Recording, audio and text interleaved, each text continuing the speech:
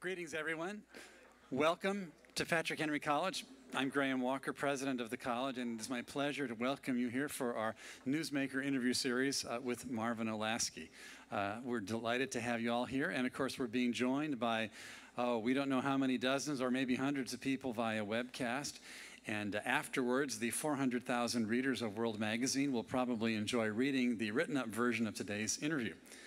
And of course, we are delighted to have these interviews with Marvin Olasky. He was here with some interviewees in August, had an incredible lineup. At that time, you may remember seeing here at this stage Melanie Kirkpatrick, former Bush policy advisor Claude Allen, Charles Murray, healthcare, welfare policy expert John Goodman.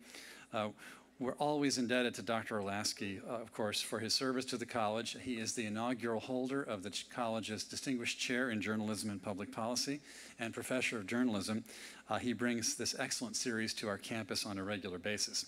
He remains, of course, also editor-in-chief of World Magazine. And his presence and influence here, together with his remarkable credentials as an accomplished journalist, educator, and scholar, author of more than 20 books and hundreds of articles, has deepened and enriched our campus community. So we are grateful to you, Professor Olasky. Now, regarding today's interview, did you love the movie Amazing Grace? You really loved it. I know you did. In fact, our Chancellor, Mike Ferris, told me that he's seen it, I don't know, what did you, is Mike here? He's seen it maybe 5 or 6 times. He said he cries every time. Did you love it when that table cracked under Aslan? It was incredible, yeah. And when that sea monster was, writhing around the ship. Wow, that was really incredible. Narnia, the Narnia films. Well, okay, Micheal Flaherty is here, therefore, who is a man behind these things.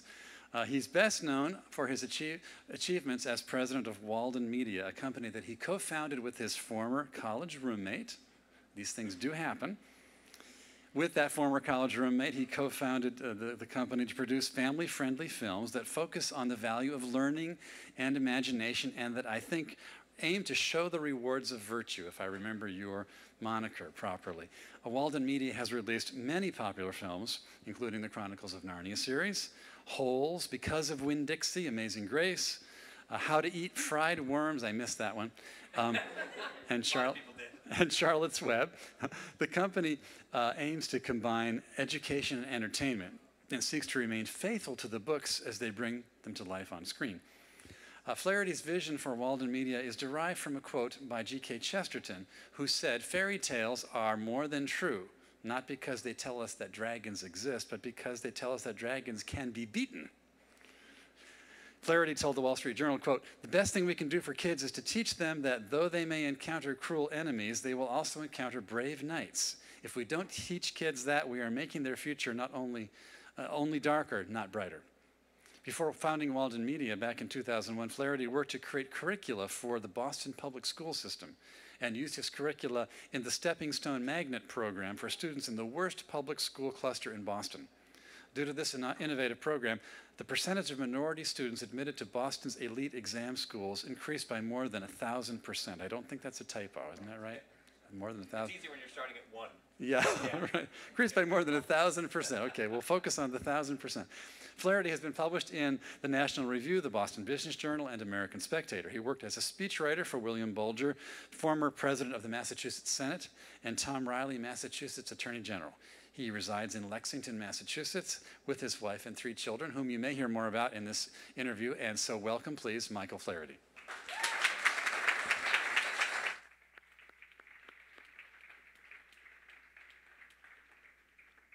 Well, thank you, Graham, and thank you all for coming. My wife and I are glad to be back here this week. We just got here yesterday after a couple of weeks in Eastern Europe, particularly in the Ukraine, and we have a very crucial election coming up early November in Ukraine.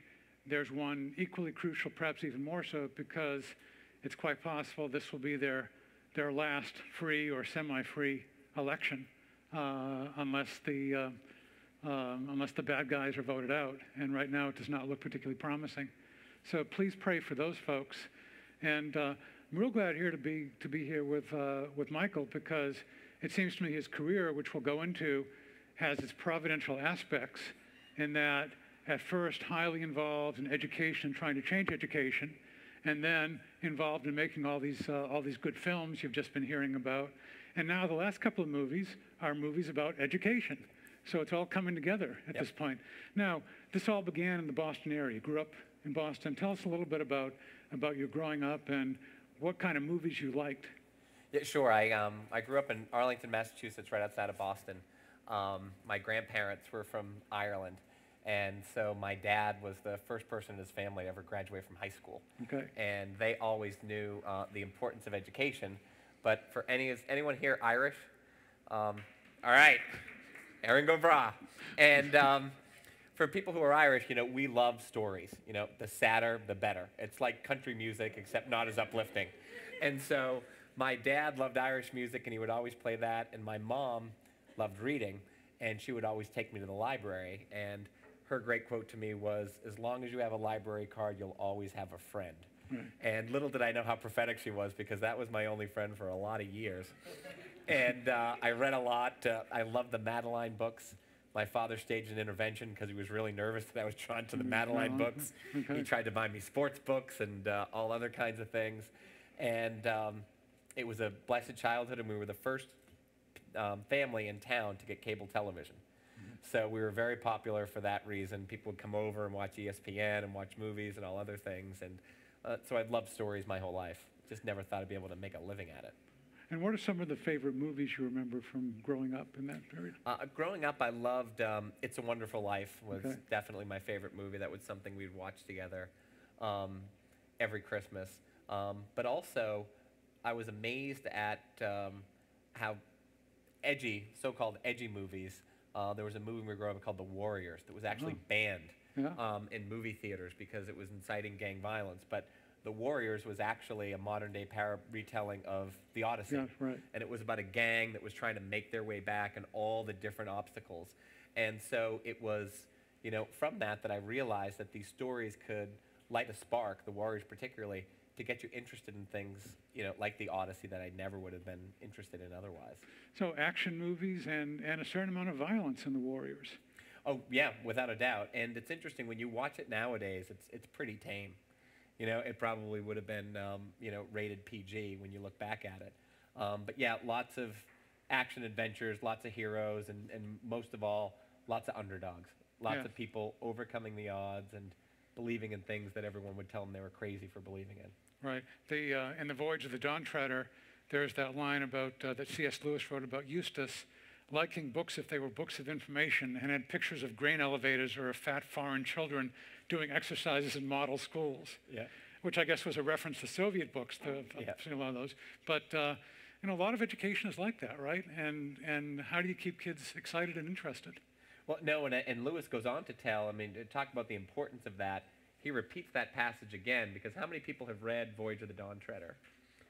You'll remember that when Eustace encounters his first dragon, Lewis writes, Eustace did not know what to do because his books were big on imports and exports and tariffs, but they were short on dragons.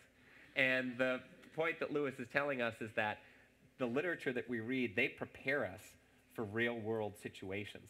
And too often, the education that we get is completely divorced from the kinds of lives that we're supposed to live. It was Thomas Jefferson that said, the purpose of education is simple, to make good men and to have good men act nobly. And I think we've lost, a lot of that about the importance of virtue and also the reward of virtue. We don't live a virtuous life, because it's easy. Quite the opposite. Yeah, and so it's important to have heroes and villains who are scary. Yeah. You can't have everything be nice all the time, or else you don't have the drama. You don't have drama, and the other thing is you don't have realism. Yeah. And I think the point that I love the best is I love characters. We talk about the virtuous life, but Christianity is that one ideal that we'll never achieve. We're always aiming for it. And my heroes are the ones that aren't cradle-to-grave saints. I like the people that are broken and the people who have been to the depths. Those are the people that I can relate to. And so with Amazing Grace, when we were developing it, I really wanted to make sure that the John Newton character was as important as the William Wilberforce character. Wilberforce is a little too saintly, for me. Right. But someone like John Newton, who had been guilty, for crimes against humanity, was involved in, something awful. And then, as you guys are probably familiar with Newton's conversion, the Sunday school version of the story is he said his prayer in the ship, and then the ship came in and he converted. But the conversion was a lot different than then. What happened when the slave ship came in is John Newton said, you know what, I'm going to be a Christian. I'm not going to swear, I'm not going to drink, and I'm not going to dance. But I'm going to be the most moral slave trader in all of England. And what he realized was that God had no interest in those external behaviors, even though that's enough to be passed at that time as a believer. God wanted something more radical, and he wanted to change his heart.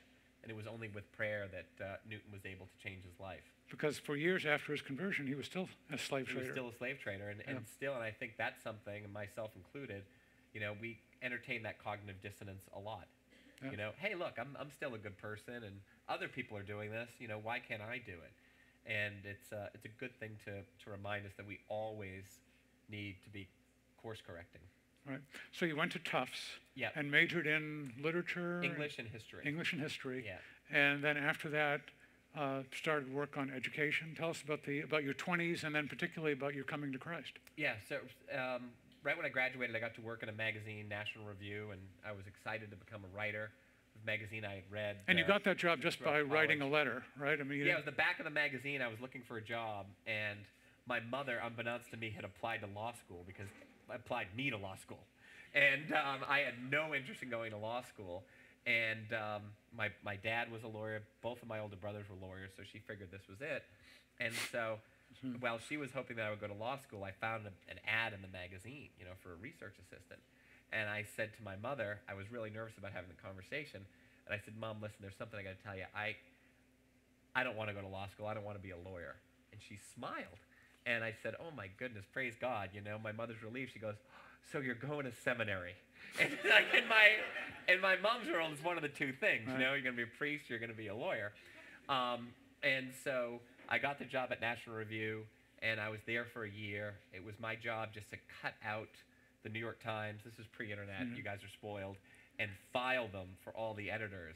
And I wasn't even good at that job. And so they were kind enough to say, you know what, you should try to do other things. And so I got a job selling stuffed animals at the F.A.O. Schwartz on Fifth Avenue. And I was there for a good 3 months. And at F.A.O. Schwartz, they give you a purple smock with a hobby horse on it. And Patrick Ewing, who was a great basketball player for the Knicks, came into the store one day. And I played him in Nintendo basketball, and I crushed him. I destroyed him. And it was like 20-0, and they had a little segment in the halftime of the Knicks game. And my father called me up, and he said, little fella, I just saw you on TV with that hobby horse, and I think it's time you came home, got a job with the government, and got on with your life. And so, classic Irishman, get a job with the government, that's the way to go. And so I worked for a great guy. His name was Bill Bulger. Massachusetts State Senate president? He was the president of the Massachusetts State Senate, fluent in Latin, fluent in Greek, absolute genius. And he grew up in the projects in South Boston. And his brother, who he grew up with, was #1 on the FBI's most wanted list. And so here were two people, same parents, same exact experience. They grew up in the same room. And one of them went on to run the mafia, and one of them wanted to run the government. And I think that in his mind, he always knew, sort of like you read in Screw Tape, the road to hell isn't paved with these signs. It's just one little bad decision begets another bad decision, begets another bad decision, until you're further and further and further away from the light. So he was very, understood the importance of education. He was one of the first people to lobby for school choice and for charter schools. We even tried to get vouchers in Massachusetts, and we failed. But it was then that I really started to realize the injustice that kids, just because of the zip code that they were born into, their chances of ever succeeding and going to college were greatly diminished through no fault of their own, just through geography. And that's why I started this, wrote this curriculum for the Stepping Stone Foundation, because the one way out in Boston at the time, before charters, was these exam schools. And if you passed an exam to get into the school, about 100% of those kids were going to college. These are schools like Boston Latin? Boston Latin, Latin Academy. And so I used to teach Princeton Review. I don't know if you guys ever took Princeton Review for SATs or if you're taking it now for LSATs or anything else. And so I was an expert in, teaching to the test, heaven forbid. I know we don't like that. But we took 6 weeks to prepare these kids, and I've always wanted to be a coach. So the way I tried to get kids going was, I said, you know what, go in there and look to your right and look to your left, and there's only one seat for between the three of you, and you are not going to let those kids take your seat. And I was getting that to inspire them to work hard, and they did work hard. But as the bus was pulling in for us to go take the test, these are tough kids from Dorchester and Roxbury. They rolled down the windows, and they said to the kids, "You're not taking my seat," to Boston Latin. So I don't know if I taught them as well or if they just absolutely intimidated the other kids so much. They were shaking when they were taking the test.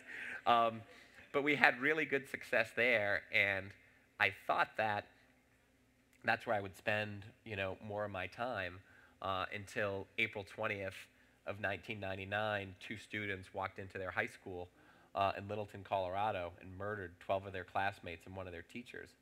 And when I read about that, I was shocked and I was depressed, and I couldn't make any sense of it. And then I started to read about some of the people that were killed. I read about Rachel Scott, who was the first person that was murdered, who wanted to go on to become a missionary. I read about Cassie Bernal, who a year earlier was into the occult and was even considering murdering her parents, and she became a Christian. And I read all this stuff about a personal relationship with Jesus Christ, and I had never heard that expression before. I had gone to church my whole life, but I didn't know about having a personal relationship. So I did, what all the great theologians had did. I Googled personal relationship with Jesus. And I learned about it, and I learned about the spiritual laws, and providentially, my apartment building was directly across the street from pretty much the only evangelical church in New England. And so I went there and learned a little more about it.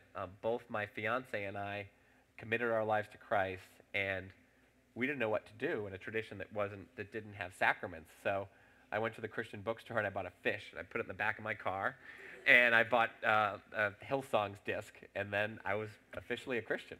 And so that felt great, and I did what all obnoxious born-again Christians did. Is I learned one passage of Scripture and I put it on everything, and mine was Philippians 4:4, and it's pretty amazing. I don't know how many people have had that experience. A lot of you probably grown up in the church, but anybody that has had a powerful conversion experience like that, the Holy Spirit just makes you completely fearless. And so I was trying to figure out what to do with the rest of my life, and I said, well, I've always liked movies. Why don't I start a movie company? Tell us Philippians 4:4, by the way. Whatever's good, whatever's whatever's true, whatever's noble, whatever's praiseworthy, concentrate on these things. And you associated that with movies. Well, what was interesting was with Columbine, the students watched Natural Born Killers over and over again before they went in. And they even declared that day Natural Born Killers Day. And they watched that movie over and over. They also watched a movie called The Basketball Diaries that had a scene where Leonardo DiCaprio had a trench coat on and went in with a shotgun and fantasized about murdering his classmates. So these people watched these movies over and over again. And, I think it had an impact, obviously on the way these kids viewed the world. And so I figured that, rather than curse the darkness, maybe light some candles, make more movies like Braveheart, make more movies that celebrate heroism against impossible odds. Because I don't think censorship's ever the answer. Just shake your finger and say you shouldn't have done this, you shouldn't have made those movies. We should just present other alternatives that are just as entertaining and have just as great a cast. The problem was I didn't know anything about making movies, and I flunked macroeconomics and microeconomics, which is the reason why I was an English and history major, because I failed economics. So my wife bought me Business Plans for Dummies, and I wrote a business plan for this new company. And it's funny, you guys won't even realize it now, but when you look back, you will see all these different things that God has preordained and that God has put in place for you. And you will start to see his good and perfect plan the older that you get. My roommate in college, Cary Granite, who to this day is one of my greatest friends. Cary Granite, not Cary Grant. Right, Cary Granite. But Cary Granite is also in the Flintstones, if you guys ever saw that cartoon, He is the actor in the Flintstones, in the town of Bedrock, Cary Granite. There's all kinds of stone puns in the Flintstones. So Cary was the president of Dimension Films, which was making the spiritual and educational classics, Scream, Scary Movie, Children of the Corn 7, 8, 9, and 10. So just the perfect alliance, for the kind of company we were trying to make. But all of us who know history and know scripture, it takes these kind of odd couples, to do interesting things. And John Newton and William Wilberforce. John Newton and William Wilberforce being another great example. So we got together, we wrote a business plan. We got laughed out of every venture capital and private equity firm from Boston to San Francisco. And finally, the last meeting that we could afford, we'd cashed in our 401ks, the money that we got from our wedding and everything else. The last meeting we could afford was with a gentleman in Denver named Phil Anschutz. And Phil Anschutz, about 15 minutes into the meeting, said, I understand what you guys are trying to do, and I want to support it. And I said, you're kidding. And I still have the black and blue from my shin from when Cary kicked me under the table. Because he was always the consummate poker player. Okay, well, you're interested. Let's talk. I was like, take it. Just where do I sign? And so he asked me, what kind of movies do you want to make? And I said, we have a whole extensive list. We've done focus groups. Why don't we talk about that after lunch? And I called my wife on my cell phone. I said, I had never thought it out this far. What kind of movies should we make? And my wife was a teacher at St. Peter's in South Boston. And she said, hold on, let me take out my reading list. And she goes, here are the books that my kids love. Charlotte's Web, The Lion, the Witch, and the Wardrobe, Holes, Bridge to Terabithia. And I said, great. And I went back. I said, well, this is what our focus groups are showing us. They're showing us that these are the books that kids love. So the first thing we did was we optioned all of those. And those ended up being our most successful films. And that reading list now has become like Dumbo's feather. Without it, I don't know what to do. And we've hit the max on the St. Peter's reading list. So if anyone has any suggestions after this, we'd love to hear it. This is our focus group here? Yes, exactly. This is our new one. Yeah. And also, this is the toughest crowd because we homeschool all three of our kids, Christian, Eileen, and Reagan. We've been homeschooling them now for 5 years. And Lion, Witch, and the Wardrobe, pretty faithful to the book. Prince Caspian started to take some liberties, and you will never hear the end of it. If you change one word, the worst place you can ever be is with a group of homeschool students who know it. They know the British version compared to the English version. They know Lewis frontwards and backwards. So I feel like homeschool kids are the greatest accountability group you can ever have to stay faithful, to the text. Well, let me ask about that. I mean, you worked in the Boston Public Schools, which is a very hard job to try to get things going there because they're, for the most part, pretty bad. But you live now in Lexington, which is a fairly affluent suburb, western suburb of Boston, with a reputation for very good public schools. But you homeschool all three of your kids. Yes. So just tell us about that decision. It's thus not a decision born out of, gee, these schools right around us are terrible schools by regular conventional standards. The schools are fantastic, and my son actually went to kindergarten and first grade and was blessed with fantastic teachers. But we were blessed where I had a job where my wife didn't have to work, and my wife's a school teacher, and we just wanted to spend more time with our kids. Okay. And so the solution was that simple. And we also wanted to spend more time just letting them read, and letting them relax and not rushing them sort of from bell to bell, and just being able to enjoy them and just watch all those lights go off. The first time that they nailed their multiplication tables or the first time they read a good book. And just beyond that, just sort of our mantra at home isn't what'd you learn today, it's tell me a great question you asked today. And that's where we want to keep it focused, is on the inquiry and just make sure that the kids are asking the big questions. Now, were you able to have them read The Lion, the Witch, and the Wardrobe before they saw the movie? Yes. Okay. Yes. Well, at the time, 2005, Eileen and Reagan weren't reading at that time. Okay. And I think, Reagan was just born. Christian, I read it to him when he was younger. At this point, they've all read it. But it was interesting because the first movie was with Disney. And as a result, I got to get a Disney ID with a picture of Mickey Mouse. And that was my proudest possession. and there was a Disney store at the mall near our house, and every time I showed that, I would get a 30% discount, but it would always lead to a conversation, what's your connection to Disney?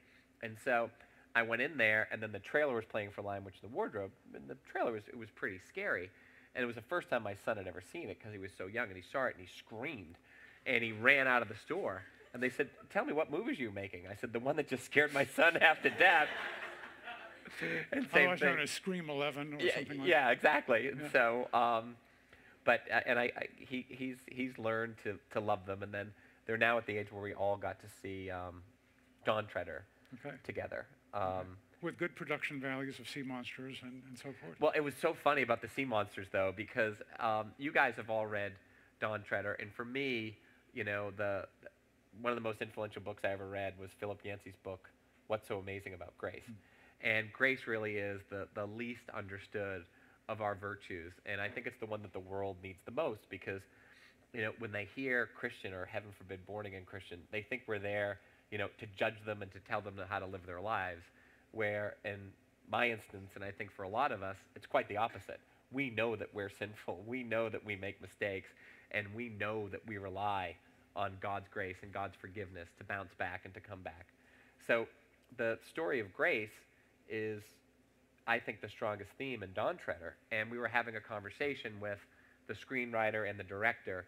As you guys know, Eustace becomes a dragon, and Lewis writes because he gave in to his own dragonish thoughts. Spoiler alert, by the way, but nevertheless. What's that? Yes, but yeah. I'm sure these guys know nothing about Narnia. And so we were talking about what to do next. And someone said, what we should do is, before Eustace gets undragoned, let's build, typical Hollywood stuff. Let's have him fight another dragon. And as a reward for him fighting that other dragon and beating him, Aslan will undragon him. And I knew there was no way we could talk these guys out of having another dragon in the movie. I mean, that's been doing it long enough to know they're going to want their $5 million dragon. And so I said, well, why don't we do it another way? Why don't we have that fight and have Eustace do something incredibly cowardly, retreat, leave everyone in danger, and then Aslan will undragon him. And everyone looked at me like I just said the craziest thing in the world. And they looked at me and they said, why would anybody give something to somebody that they didn't deserve? And that's when I realized, wow, how powerful the opportunity for stories, and how much work we have ahead of us as believers, to explain grace and to explain that undeserved favor that we get from our Lord. While we are yet sinners, Aslan died for us. Yeah. Basically, in Narnia. Yeah. So, okay. Let me ask you a hard economic question.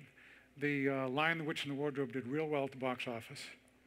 And then Prince Caspian, not quite so well. Yeah. Dawn Treader, not quite so well. Tracking the actual sales of the book very, very closely. Yeah, almost identical. Yeah. But now the revenue going down, costs remain high with good production values. So what's next in the Narnia series? I mean, there's multiple opinions on all this, and there's a lot of different players. There's the C.S. Lewis estate, there's the studio. In this case, we've been working with 20th Century Fox, and then there's our company. And we're not all of one mind. And that's where the roadblocks have become. And what I would like to do is, I'd love to find a way where the economics work, acknowledge the reality that these things are declining. Lion Witch made twice as much as Prince Caspian, and it made 3 times as much as Dawn Treader. I'd like to go back, first of all, because I feel like it ties the story up well, and bring back the White Witch and do Magician's Nephew. That's my interest. Other people want to do Silver Chair. And there's disagreement about the economics. There's disagreement about where,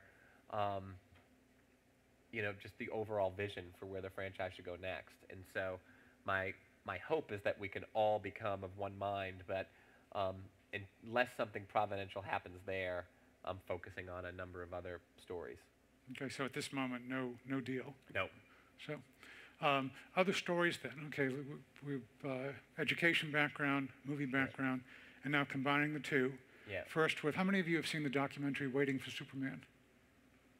Okay, a few here. I mean, terrific. Yeah. Terrific documentary, and did very well at the box office, right? For a documentary. For a documentary, and so forth. It's like the King of the Nerds. Yeah, but it's if you get a chance to see it, it's a great real life story about the tragedy in a lot of very bad inner city schools where parents and kids are desperate to get an education and they want to go to a charter school, but there aren't enough seats, basically. And so they actually have a lottery with a little ball going around and coming up with a particular number. And if you win the lottery, you can go to this good school. If not, you are condemned to go to a really bad school where the great likelihood is, or at least the percentages are in terms of human percentages, that you can have a pretty bad life. Well, in some of those schools that the kids were trying to escape, the majority of kids were getting out of grade school and they couldn't read. Yeah. And whereas at some of these charter schools, 100% of those kids were going on to college. Yeah. And the situation has gotten so bad that last year, 160,000 students in New York City got denied a slot in a charter school. Yeah. So it's 160,000 kids looking, for another alternative, and they're getting shut out. Yeah, I mean, people on the left will talk about the structural injustices in American society, by which they're referring to free enterprise and so forth. And that stuff is nonsense to me. I mean, that's not an injustice. But there is one big structural injustice in American society, which is the rotten public school system and the lack of freedom parents and kids have. And we have a new movie out now, Won't Back Down, and it's about a mom whose daughter is trapped in a classroom with the worst teacher in the entire state. And the teacher can't get fired because she has tenure. She has no motivation or incentive to do a better job as a teacher because she gets paid regardless. And so the mom simply wants her kid out of that classroom. And it talks about all the obstacles that she faces, and she finally tries to get a majority of the parents, the majority of the teachers to sign a petition. And what she constantly hears from other people is, there's so many other factors involved in here. There's poverty, there's drugs, there's gangs. And the teacher, played by Viola Davis, who got nominated for Academy Award in The Help, who's a great actress, she says one line I think that sums the whole thing up, which is, if we change this school, we'll change the neighborhood. And a lot of times people have it backwards, thinking, we got to fix all these other things first, and then we should expect the schools to be like this, which is nonsense. There's islands of excellence all throughout the country. There's high-achieving schools in some of the highest poverty areas. Immanuel Kant said the actual proves the possible. We know that we can do these kind of things, but teachers need to be unfettered and be able to teach, the way that they can as experts, and we just need more incentive. It's kind of nonsense to say that everyone's performance is the same. That's not, and that's the attitude towards the teachers union has towards public school teachers. And there are so many great teachers out there that are delivering great results, and we're not treating them fairly by saying they're just like every other teacher. Yeah, there's the school in LA where the best teacher and the worst teacher right across the corridor from each other, and just depending on where those kids happen to be is going to be quite possibly a key determinant in their lives. Yeah, and that's the most powerful illustration. If you think about that, in one hallway, exact same kids coming from the exact same families, exact same backgrounds. If they end up on one side of the hallway, they come out of there 2 years ahead. If they end up in the other side of the hallway, they end up a year behind. You combine 2 or 3 years of like that for bad luck, and now you have a kid that's 6 or 7 years behind through no fault of their own, just over a few years. And with Waiting for Superman and with Won't Back Down, anytime you try to point out these numbers, which are very real, the nonsensical reaction you get is you're bashing teachers, which is completely nonsense. We love teachers. We made this movie to celebrate the great teachers that we have out there, but the system wasn't built for adults. And so many of the arguments that we have, ultimately people just want to maintain harmony among adults. Let's keep the adults happy. And then in the meanwhile, these kids are left to suffer, and you guys know how short that window is, in terms of, once you get into middle school, there's a lot of foundational stuff that you need to know, or you're going to get left behind. But in the meanwhile, while all these adults are having all of these debates, these poor kids keep going year to year and not getting the education that they deserve. Yeah, and in one sense, you did say bad luck, but in one sense, it's not luck so much. It's the decisions of parents, first of all, when they do have some choice. It's the decisions of politicians and teachers' unions and so forth, often to keep a bad thing going rather than changing it. And one of the things I like about this new movie that just premiered last week is that it challenges that and challenges it in a way that apparently is a great story. I haven't seen it yet. I want to see it soon, but I mean, I can tell you that in the issue of World that goes to press tonight, we have some very good film reviewers, and there's a very good review, a very positive review of the movie. And one of the hardest things as an editor is sometimes when our reviewers, who I trust, go and see movies that have good themes and so forth, but they're just movies that don't sing, basically, that just don't have what it takes, and then we have to write and publish very negative reviews about movies whose themes we like. So it's a real pleasure when there's a theme we like this in terms of giving kids educational opportunities, and it's actually, at least from our reviewer standpoint, a movie that tells a great story and very well acted.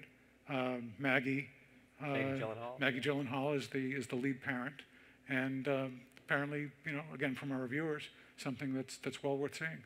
So no, thank you. I'm thrilled to see that review, because what was amazing was we had a lot of negative reviews in the film, and nearly every negative review didn't review the film. It talked about these own people's experiences, and it was amazing because film reviewers are middle class pretty much by definition, and they were saying things like, "This movie's ridiculous. My daughter's school is nothing like that." The reviewer from the New York Times, whose kid probably goes to school on the Upper East Side, "I don't recognize the school that's in this movie." Exactly. And that's half the problem. And what we tried to do with this movie is just simply say, what if this was your kid? And it's like a very simple parable in that way.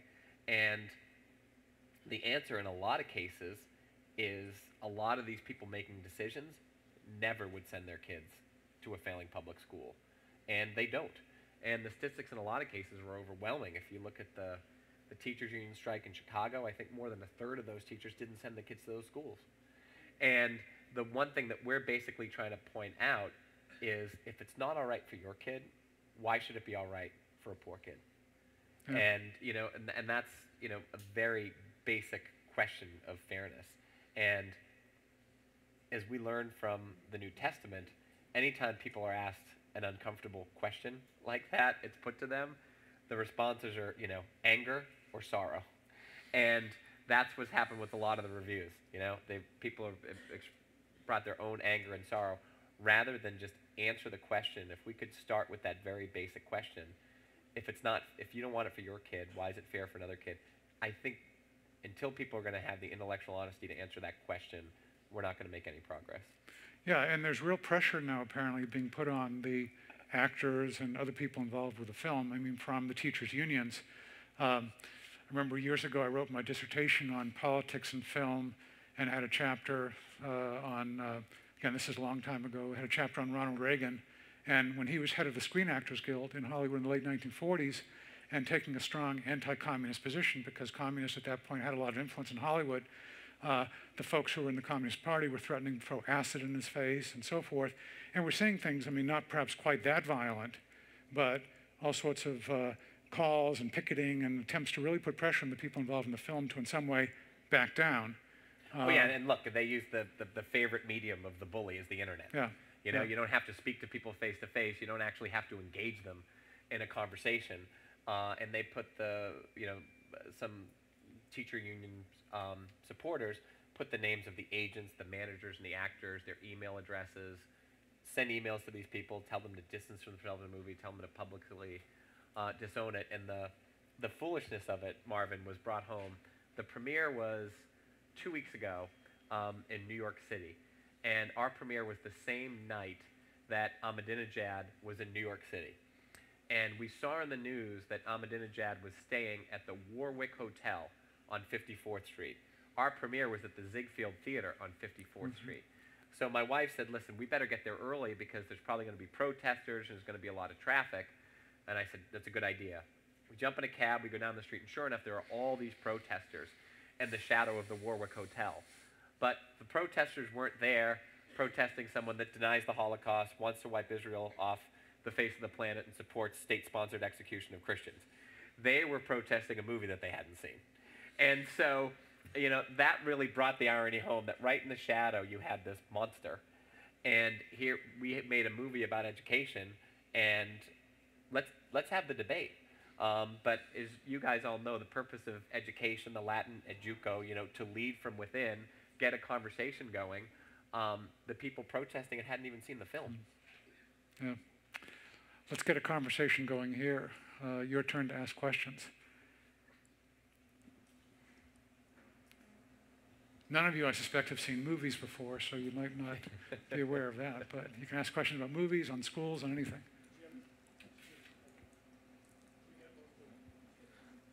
Yes, my name is Brady. Tell us about the name of your company, Walden. Oh, thanks, Brady. Yes, we were trying to come up with a name, and our original name was Empower. We thought that was, a great name, and that said everything we wanted to do. And then we got a call from Bill Bennett. He said, I have a company named Empower. And we said, oh my gosh, we better come up with a different name. And so, only in Hollywood, we hired a company to help us come up with a name, paid them an obnoxious amount of money, and they came into the room, and I remembered very clearly, and they shut the doors, and the person in charge of it said, listen, shut all your phones off and pay attention. I just want you guys to know nobody, and I mean nobody, has named more fragrances than me. I know what I'm doing. And so we were there in the hands of the guy that, named Justin Bieber's new perfume. And so he said, this is the name for your company. And he held up a sign, and it said Tangerine. And I said, Tangerine, I don't get it. And he said, well, you guys want to make movies for underdogs, right? And I said, yes. And he goes, Tangerine's the underdog fruit. Everyone's saying, go watermelon, go banana. And Tangerine's like, hello, I'm here, I'm a fruit. And so I just said, oh my gosh, we're going to have to name this company ourselves. And so we were driving home, and we live in Lexington, and the next town over is Concord. And Concord is where Henry David Thoreau, Louisa May Alcott, Nathaniel Hawthorne, it's some of the greatest writers ever from Concord. And Thoreau wrote a great book, Walden Pond, about his experience living on Walden Pond. And Walden has one of the more famous lines in it that, if we really want to live our lives, we need to learn to march to the beat of a different drummer. And that's exactly what we were trying to do in Hollywood, is, march to our own beat. And so that's where the name came from. Yes. Oh, sorry, back here and then up front. Thank you, Mr. Flaherty. We appreciate your work. And I have seen a few movies in my day. Holes is one of my favorites that I watched with my kids when they were young, and bought the soundtrack immediately. I'm kind of interested in how that soundtrack came about. T-Bone Burnett has done some really interesting things. He's thematized a lot of his work. There's definitely a theme in that soundtrack, and I'd be interested to hear what the philosophy was, or how that came about, how that was managed and produced. We had a great director, Andy Davis. He directed The Fugitive and a number of other movies, and Andy was the director for that film, and he had a lot of the vision for the soundtrack. And what was interesting was a lot of those songs were just favorite songs of Andy's. And he also came up with that idea for Shia and the other kids to do that rap, which ended up working out really well. And one thing you guys will learn if you go into film or entertainment, and in no other industry is it more true that success has many fathers and failures an orphan. Because when that first Holes rap came along, everyone rolled their eyes and were like, this is ridiculous, this is silly. Then the movie came out, it did well, it was #1, and the song was #1 on the Disney Channel. There was like, I'm glad I really lobbied for that song. I really did a good job of that one. But the music is so critical. And T-Bone was great because when we did the documentary Waiting for Superman, he actually put up a concert in support of it. We went to a few different cities, and we had Elton John, John Cougar Mellencamp, Jeff Bridges, who's a fantastic musician in his own right, in addition to being a great actor. And Jeff's actually acting and producing in a movie we're making based on one of my favorite books. And I don't know if you guys have ever read it, but it's called The Giver. And very powerful, awesome book. Marvin, I think you'd like it particularly because it's a communist dystopia. But what they do in there, which is amazing, is communism has achieved all of its material objectives. There's no war, there's no famine, there's no hunger, and there's no poverty, but there's no free will, and there's no choice. And it's about this one kid who realizes that you really can't achieve joy without understanding pain and understanding suffering and being able to make your own decisions. And so we're trying to make that movie next with Jeff, and it's good to see that a lot of people in here have read it. We're looking forward to that. It's interesting. So Sweden and Norway, which are semi-socialist paradises, have the most depressive fiction, detective literature anywhere. I mean, it's just a lot of miserable people. Yeah. So there was a question up front here. over here. I can hear you. You probably don't need the microphone. Oh, there you go.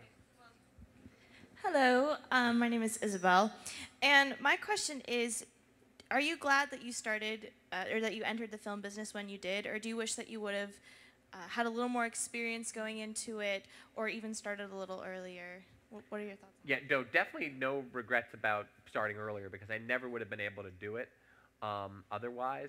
And I think that, and this was the beauty of the timing of having just committed my life to Christ in '99 and being completely fearless, I never would have tried this again because I would have talked myself out of it. And I would have heard from a lot of people, and I actually read a little further on in Philippians, and I got to verse 13 in chapter 4, which says, I can do all things through Christ who give me strength.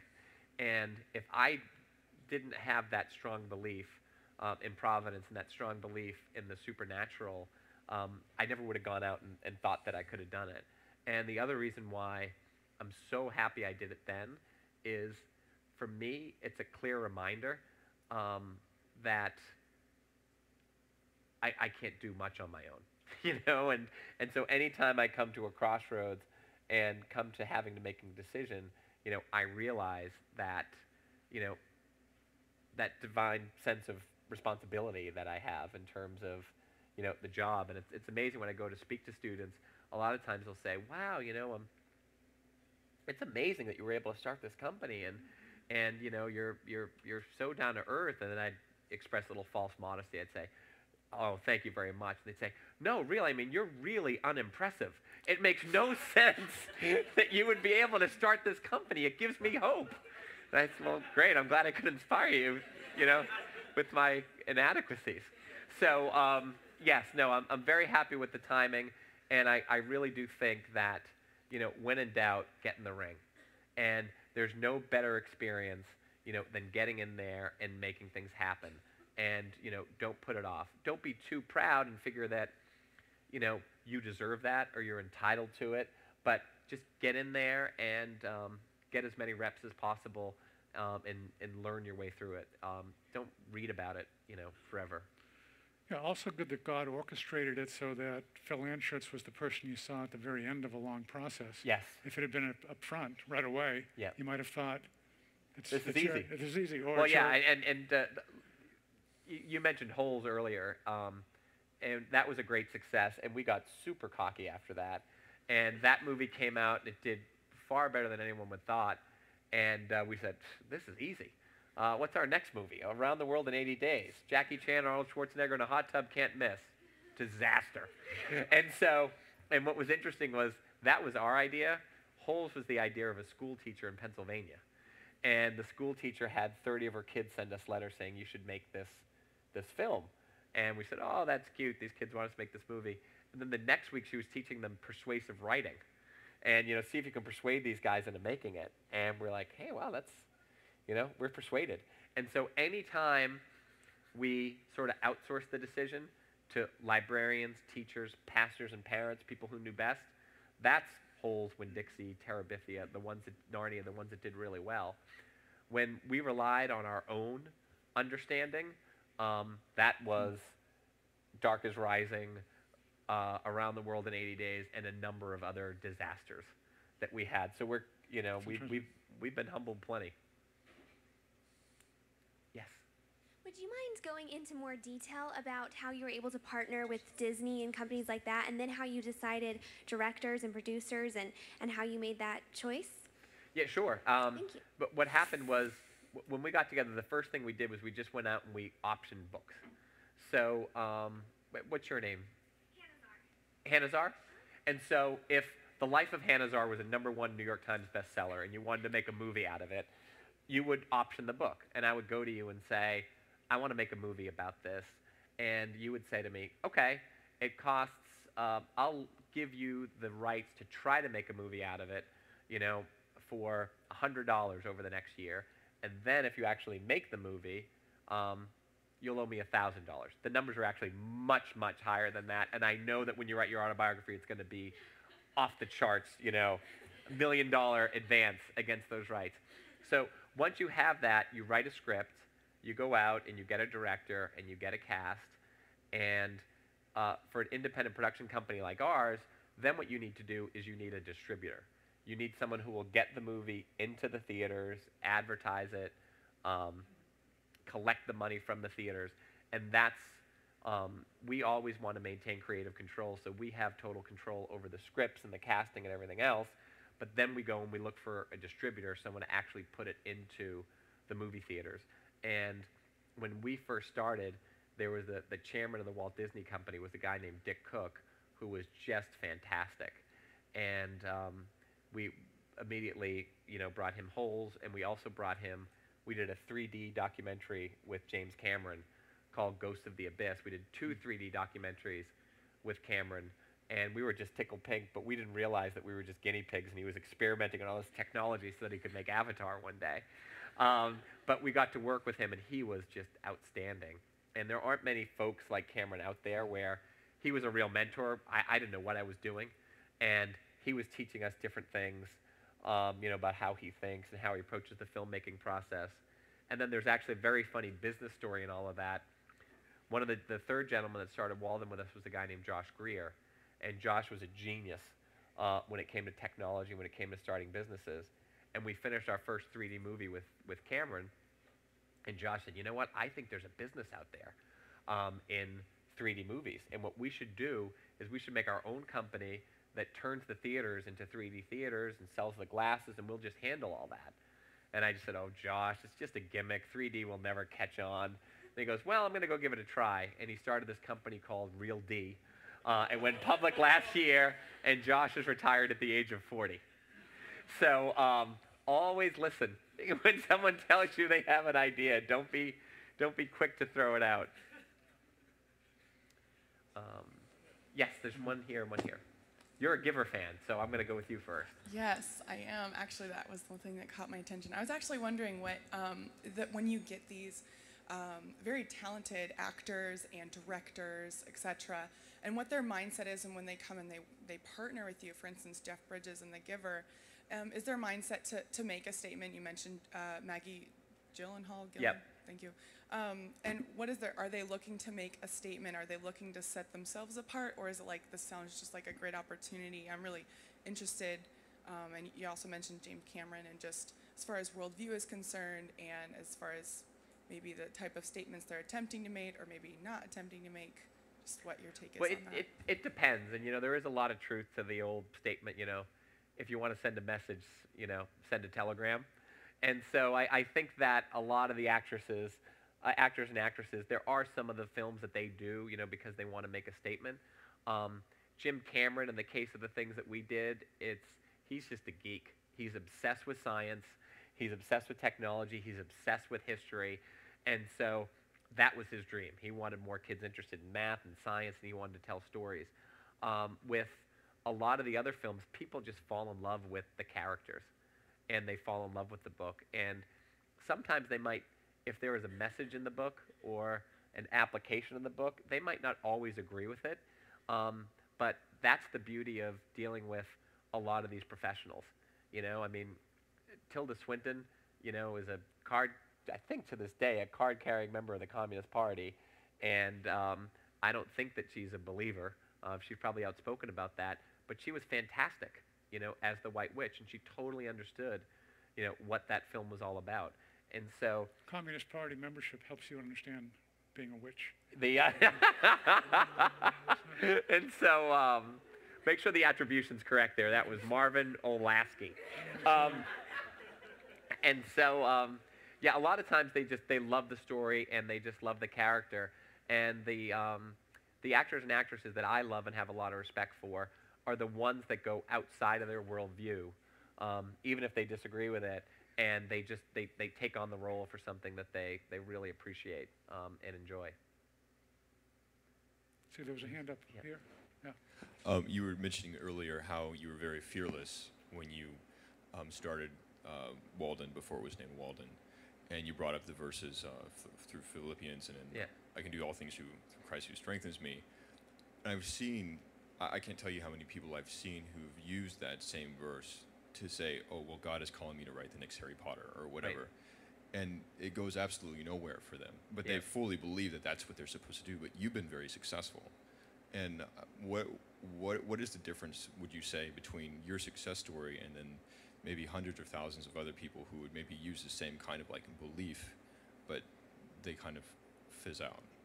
Yeah, it's interesting because you know, that's part of the mystery that we'll never really know, you know, until we're home with the Lord. But it gets very tricky because there are a lot of folks in Hollywood, particularly believers, who I think discount the role of the Holy Spirit too quickly.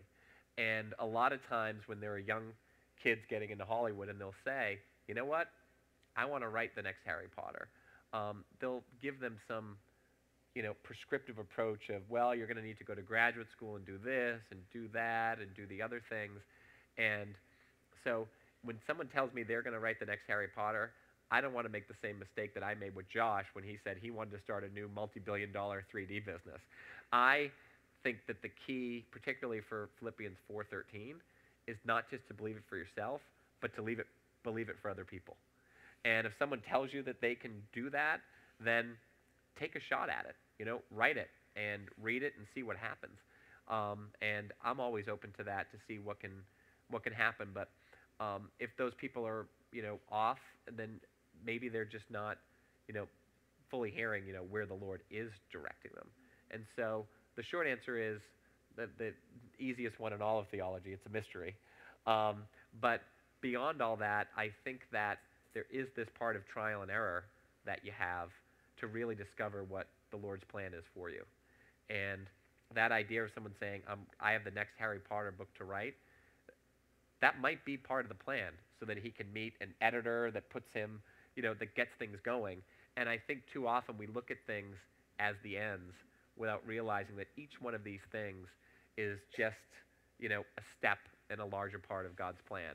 And too often we're looking for, what's that one big thing we can do? Start a business, write a book, you know, score a winning touchdown in the Super Bowl. And in the meanwhile, none of those things are ends. You know, we're, like Paul said, we're just supposed to, you know, keep running that race, you know, until it's all over. And so I feel like because of the experience I've had, talk about winning the lottery, it's my goal to make sure that people never underestimate the Holy Spirit and never doubt their own potential to accomplish things that nobody ever imagined they'd be able to do. Yes.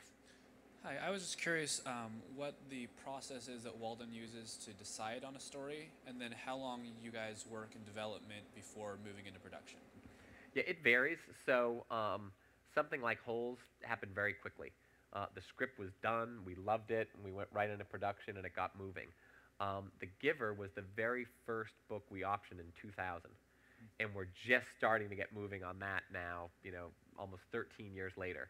So it really varies in terms of the time, and then after that, different people champion different projects, and for me, what I try to do now, if I really like something, is I just try to make the business case for it.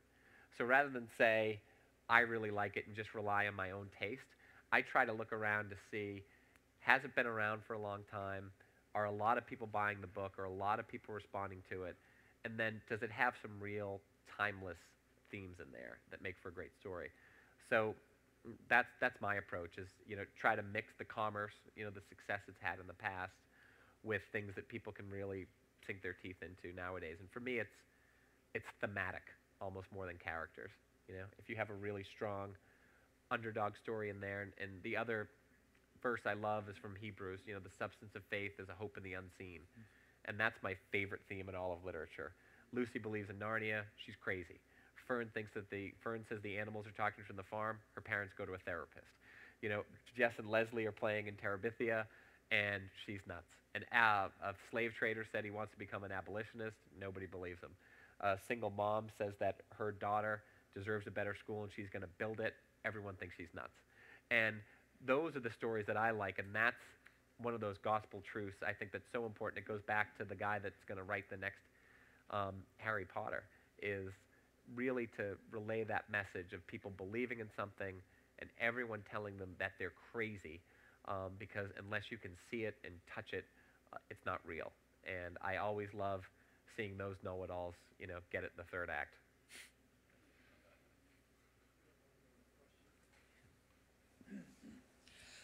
It's kind of ridiculous, the number of sequels and remakes we have in Hollywood today.